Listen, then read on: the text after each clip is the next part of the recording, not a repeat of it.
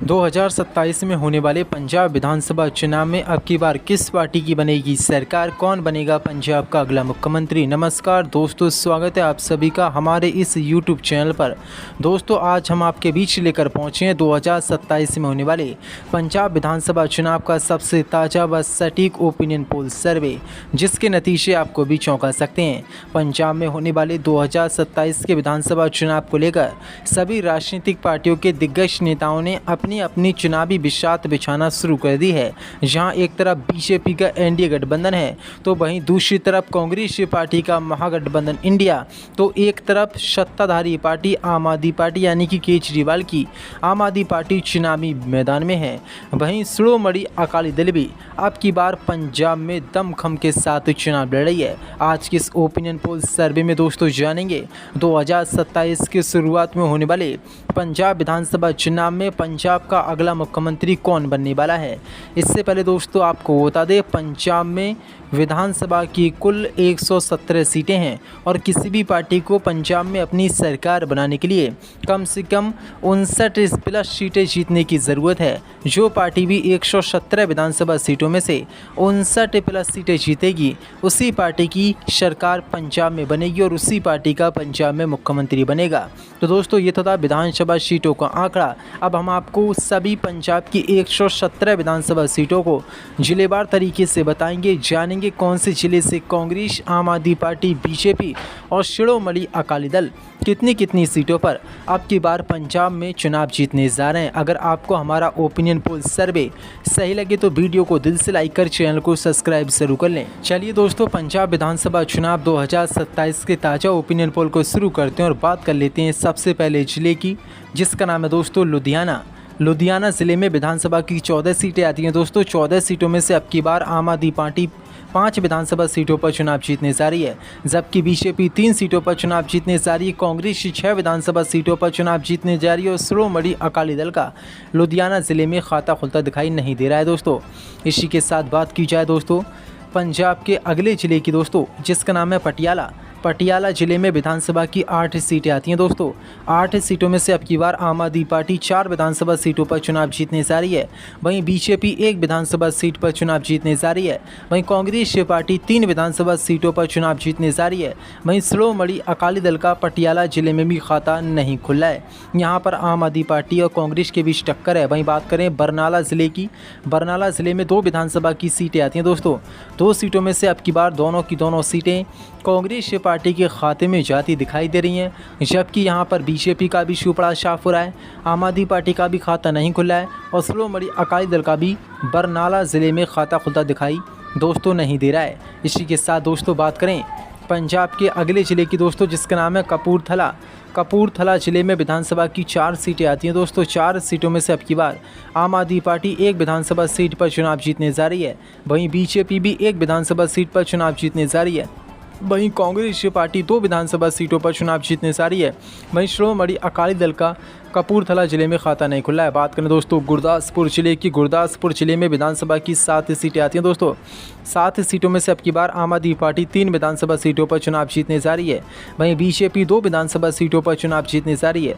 Congress party 1 विधानसभा seat पर चुनाव जीतने जा रही है। वहीं शिरोमणि अकाली दल भी 1 विधानसभा सीट पर गुरदासपुर ज़िले में चुनाव जीतती नजर आ रही है। इसी के साथ दोस्तों बात करें फिरोजपुर की, फिरोजपुर ज़िले में विधानसभा की 4 सीटें आती है। दोस्तों, 4 सीटों में से अब की बार आम आदमी पार्टी 1 विधानसभा सीट पर चुनाव जीतने जा रही है। वहीं बीजेपी का यहां भी खाता खुलता दिखाई नहीं दे रहा है। कांग्रेस पार्टी 3 विधानसभा सीटों पर बड़ी जीत हासिल करती नजर आ रही है।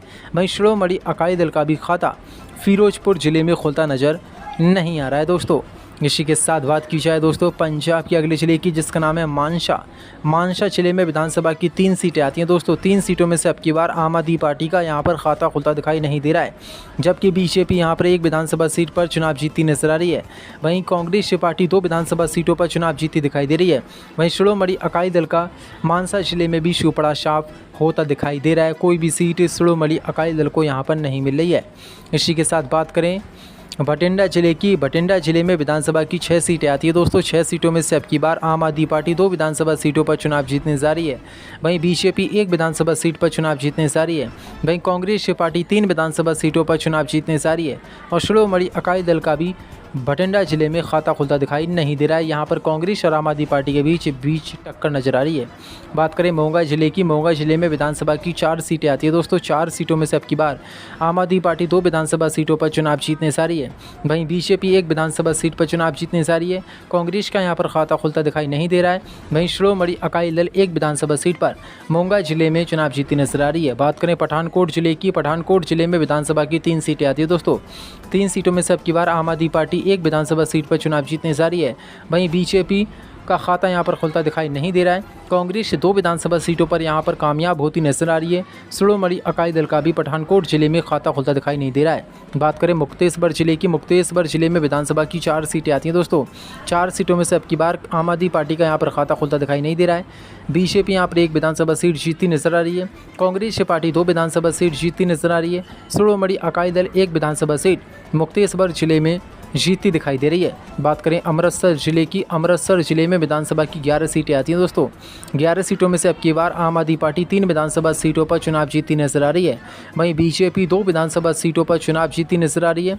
कांग्रेस पार्टी 5 विधानसभा सीटों पर बड़ी जीत हासिल करती नजर आ रही है और श्रोमणी अकाली दल के खाते में भी 1 विधानसभा सीट जा रही है। बात करें नवाशहर जिले की, नवाशहर जिले में विधानसभा की 3 सीटें आती है दोस्तों। 3 सीटों में से अब की बार आम आदमी पार्टी 1 विधानसभा सीट पर चुनाव जीतने जा रही है।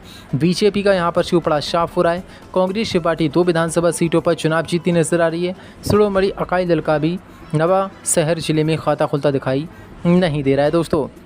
इसी के साथ बात की जाए दोस्तों पंजाब के अगले जिले की, जिसका नाम है फाजिलका। फाजिलका ज़िले में विधानसभा की 4 सीटें आती है दोस्तों। 4 सीटों में से अब की बार आम आदमी पार्टी के खाते में 0 सीट जाती नजर आ रही है, जबकि बीजेपी के खाते में 1 विधानसभा सीट जाती नजर आ रही है। कांग्रेस के खाते में 2 विधानसभा सीटें जाती नजर आ रही हैं। श्रोमणी अकाली दल के खाते में 1 विधानसभा सीट जाती दिखाई दे रही है। बात करें जालंधर ज़िले की, जालंधर ज़िले में विधानसभा की 9 सीटें आती है दोस्तों। 9 सीटों में से अब की बार आम आदमी पार्टी 2 विधानसभा सीटों पर चुनाव जीतती नजर आ रही है। वहीं बीजेपी 1 विधानसभा सीट पर चुनाव जीतती नजर आ रही है। कांग्रेस पार्टी 5 विधानसभा सीटों पर चुनाव जीतती नजर आ रही है। श्रोमणी अकाली दल 1 विधानसभा सीट पर जालंधर जिले में चुनाव जीतती नजर आ रही है।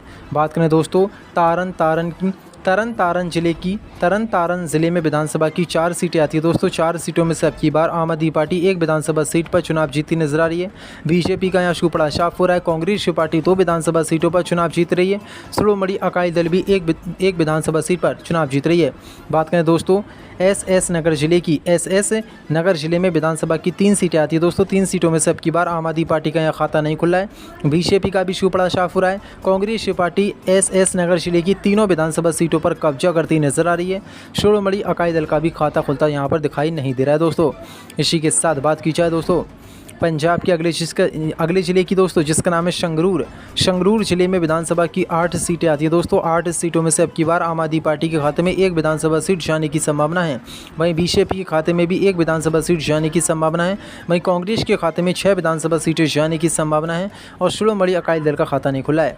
बात करें दोस्तों रूपनगर जिले की, रूपनगर जिले में विधानसभा की 3 सीटें आती हैं दोस्तों। 3 सीटों में से अब की बार आम आदमी पार्टी के खाते में 0 सीट जाने की संभावना है। वहीं बीजेपी के खाते में 1 विधानसभा सीट जाने की संभावना है।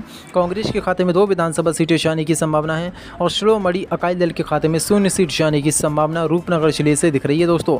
इसी के साथ बात करें होशियारपुर की, होशियारपुर जिले में विधानसभा की 7 सीटें आती है दोस्तों। 7 सीटों में से अब की बार आम आदमी पार्टी 2 विधानसभा सीटों पर चुनाव जीतने में कामयाब हो सकती है। वहीं बीजेपी का यहाँ खाता खोलने की संभावना नहीं है। वहीं कांग्रेस पार्टी 4 विधानसभा सीटों पर चुनाव जीत सकती है। वहीं श्रोमणी अकाली दल भी 1 विधानसभा सीट पर होशियारपुर जिले में चुनाव जीतती दिखाई दे रही है दोस्तों। इसी के साथ बात की जाए फतेहगढ़ साहिब की, फतेहगढ़ साहिब जिले में विधानसभा की 3 सीटें आती है दोस्तों। 3 सीटों में से अब की बार आम आदमी पार्टी 2 विधानसभा सीटों पर चुनाव जीत सकती है। वहीं बीजेपी का यहाँ पर खाता खोलने की संभावना नहीं है। वहीं कांग्रेस पार्टी 1 विधानसभा सीट पर चुनाव जीत सकती है। वहीं श्रोमणी अकाली दल का भी खाता खोलने की संभावना यहाँ पर नहीं दिख रही है। तो दोस्तों इसी के साथ बात करें मलेरकोटला जिले की, मलेरकोटला जिले में विधानसभा की 3 सीटें आती हैं दोस्तों। 3 सीटों में से अब की बार आम आदमी पार्टी का यहाँ पर खाता खुलता दिखाई नहीं दे रहा है। बीजेपी को भी यहाँ पर 0 सीट मिलती नजर आ रही है। वहीं कांग्रेस पार्टी 3 विधानसभा सीटों पर बड़ी जीत हासिल करती नजर आ रही है। श्रोमणी अकाली दल का भी मलेरकोटला जिले में खाता नहीं खुला है। तो दोस्तों ये था पंजाब विधानसभा चुनाव 2027 का ताज़ा सर्वे ओपिनियन पोल। इस सर्वे ओपिनियन पोल के जो आंकड़े निकल कर आए दोस्तों वो हम आपको बता दें।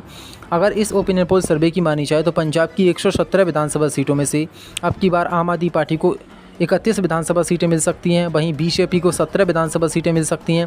कांग्रेस पार्टी को 61 विधानसभा सीटें मिल सकती हैं। वहीं शिरोमणि अकाली दल साध को 8 विधानसभा सीटें मिल सकती हैं। आपकी क्या राय है? अपनी राय हमें कमेंट बॉक्स में ज़रूर बताएं।